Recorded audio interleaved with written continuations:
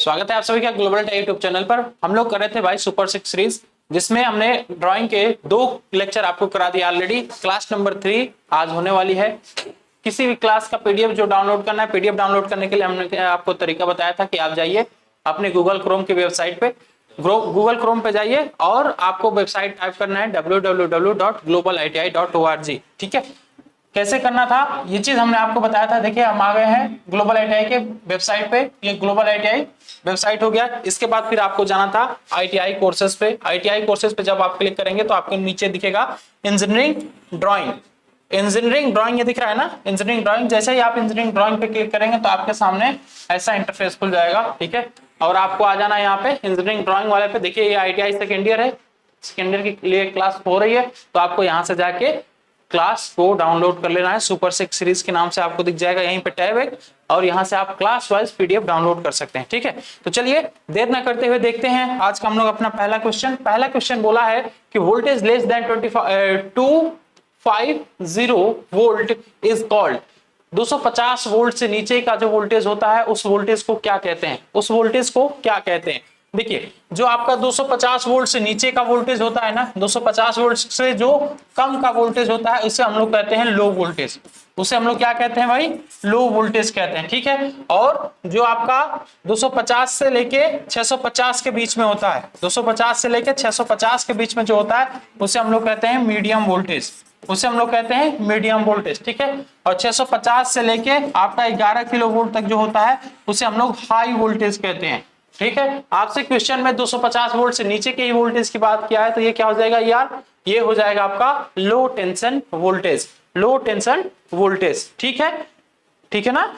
चलिए अब next question पे आ जाते हैं हम लोग। नेक्स्ट क्वेश्चन बोला है आपसे कि which is a symbol of DC motor. इसमें से डीसी मोटर का सिंबल कौन सा है, डीसी मोटर का सिंबल आपको इसमें से बताना है।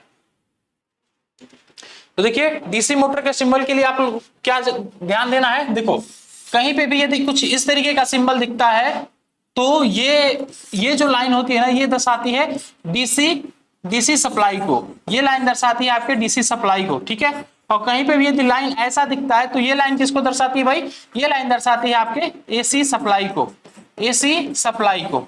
ठीक है, अच्छा जो आपकी डीसी मोटर की बात किया तो डीसी मोटर किस सप्लाई पे चलेगा, जाहिर सी बात है कि डीसी सप्लाई पे ही चलेगा।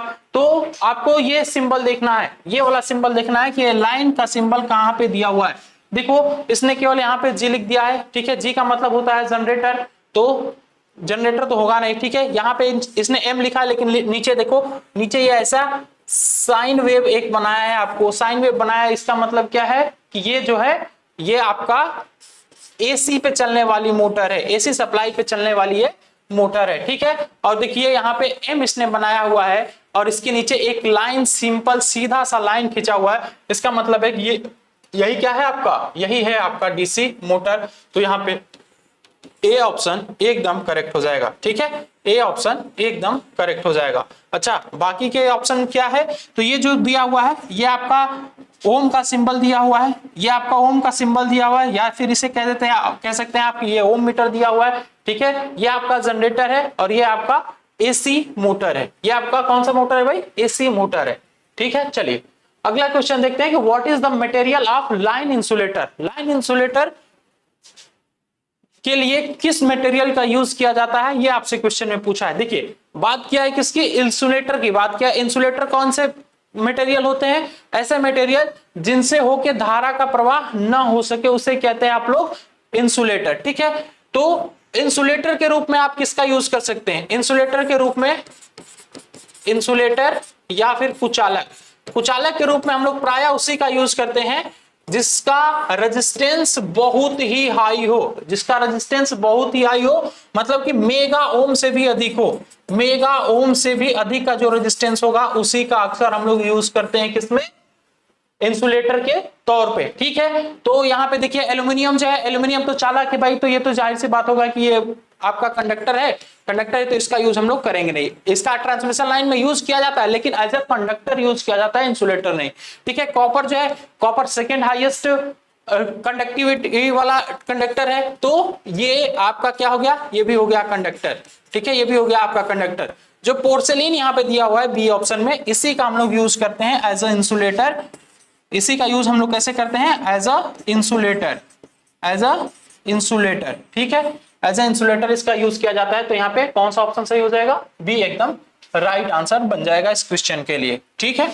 चलिए आगे बढ़ते हैं, देखते हैं अगला question. Identify the switch in the given picture. इस पिक्चर में जो आपके सामने स्विच दिया हुआ है, इसको बताना है कि ये कौन सा स्विच है, ये कौन सा स्विच है, इसके बारे में आपको बताना है, ठीक है। तो देखिए आपका टॉगल स्विच, टम्बलर स्विच और फ्लक्स टाइप स्विच, ये चार ऑप्शन आपके सामने दिया हुआ है। इन चारों ऑप्शन में आपको ये देखना है कि ये कौन सा स्विच है, ये कौन सा स्विच है। तो देखिए इसमें टॉगल स्विच कौन से होते हैं? टॉगल स्विच वो स्विच होते हैं जिसको बस ट्रिगर किया जाता है, जैसे कि मैं यहां पे दिखा देता हूं आपको, ठीक है। ये आपने नाइट बल्ब देखा होगा, नाइट बल्ब के ऊपर एक छोटा सा डंडी टाइप का ऐसे छोटा सा बना रहता है, ठीक है, ऐसे छोटा सा एक डंडी टाइप का बना रहता है, बस इसको इधर करना रहता है, इसको इधर करना रहता है, ठीक है। तो जो इधर इधर की तरफ दबाना हो, इधर की तरफ दबाना हो, तो उसी को कहते हैं हम लोग कौन सा स्विच? उसी को कहते हैं टॉगल स्विच। वो कौन सा स्विच होता है? Toggle switch. और एक होता है आपका ट्रिगर स्विच, जैसे कि आपने देखा होगा एमसीबी में जो स्विच लगा रहता है उसको ट्रिगर स्विच कहते हैं, ठीक है। और यहाँ पे जो दिया हुआ है इसे कहते हैं हम लोग टम्बलर स्विच। इसे कौन सा स्विच कहते हैं भाई? टम्बलर स्विच कहते हैं, ठीक है। और फ्लक्स, यहाँ पे एक ऑप्शन दिया हुआ है इंटरमीडिएट स्विच। इंटरमीडिएट स्विच कौन से स्विच होते हैं? देखिए इंटरमीडिएट स्विच में ये आपका एक पोल बना रहता है, ठीक है, और इस पे कुछ इस तरीके से सिंबल बने रहते हैं, कुछ इस तरीके से इस पे लाइन दिखाई गई होती है। तो ये होते हैं आपके इंटरमीडिएट स्विच, ये होते हैं आपके इंटरमीडिएट स्विच, ठीक है। ये होता है आपका इंटरमीडिएट स्विच, समझ गए। तो यहाँ पे कौन सा ऑप्शन सही हो जाएगा? बी ऑप्शन एकदम करेक्ट हो जाएगा, टम्बलर स्विच, टम्बलर स्विच। चलिए आगे बढ़ते हैं। Identify the three socket, three pin socket. इसमें तीन पिन वाला सॉकेट कौन सा है? थ्री पिन सॉकेट की बात किया है, थ्री पिन सॉकेट की बात किया है, तो इसमें पिन कितने होने चाहिए? तीन होने चाहिए, पिन इसमें होने चाहिए तीन। अच्छा, थ्री पिन सॉकेट की खासियत क्या होती है कि एक जो ऊपर वाला पिन होता है वो थोड़ा सा ज्यादा मोटा होता है, और बाकी के जो दो पिन होते हैं वो सेम साइज के होते हैं या एक साइज के होते हैं, ठीक है। ये दोनों पिन एक साइज के होते हैं, ये जो ऊपर वाला एक पिन होता है वो थोड़ा सा मोटा साइज का होता है। उसको मोटा क्यों रखा जाता है? उसके अलग अलग अपने कारण है, ठीक है। ये कुल मिला के होता कौन सा पॉइंट है? ये होता है आपका अर्थिंग पॉइंट, ये आपका अर्थिंग पॉइंट होता है, ठीक है। इसमें कोई भी आपका लाइन कनेक्ट नहीं रहता, ना यहाँ पे फेस कनेक्ट रहता है, ना आपका न्यूट्रल कनेक्ट रहता है। यहाँ पे हम लोग अर्थिंग वाला वायर लेके जाते हैं, ठीक। तो जहां पे भी थ्री पिन की बात करेगा, थ्री पिन के लिए कुछ ऐसा ही सिंबल आपके सामने बना रहेगा। ऐसे दो से एक साइज के आपको नीचे पिन दिखेंगे और एक ऊपर थोड़ा सा बड़ा साइज का पिन दिखेगा। देखते हैं ऑप्शन हमारे पास क्या क्या है। ऑप्शन में हमारे पास है एक टू पिन सॉकेट है, तो ये तो टू पिन सॉकेट हो गया, ठीक है। ये कौन सा सॉकेट हो गया? जिसको हम लोग थ्री पिन ब्रेकेट सॉकेट बोलते हैं, ये आपका थ्री पिन ब्रेकेट सॉकेट है। और ये कौन सा सॉकेट है भाई? ये है आपका three pin socket, three pin socket, ठीक है। इसी को कहते हैं हम लोग थ्री पिन सॉकेट। तो यहाँ पे ए एकदम राइट आंसर बन जाएगा इस क्वेश्चन के लिए, ठीक है। चलिए देखते हैं next question. Which is the not get in following picture. इस पिक्चर में नॉट गेट कौन सा है? नॉट गेट कौन सा है? तो नॉट गेट बताने से पहले मैं थोड़ा सा आपसे एक चीज पूछ लेता हूं कि कौन से आपके बेसिक गेट्स होते हैं। बेसिक गेट कौन कौन से होते हैं? तो तीन बेसिक गेट होते हैं आपके।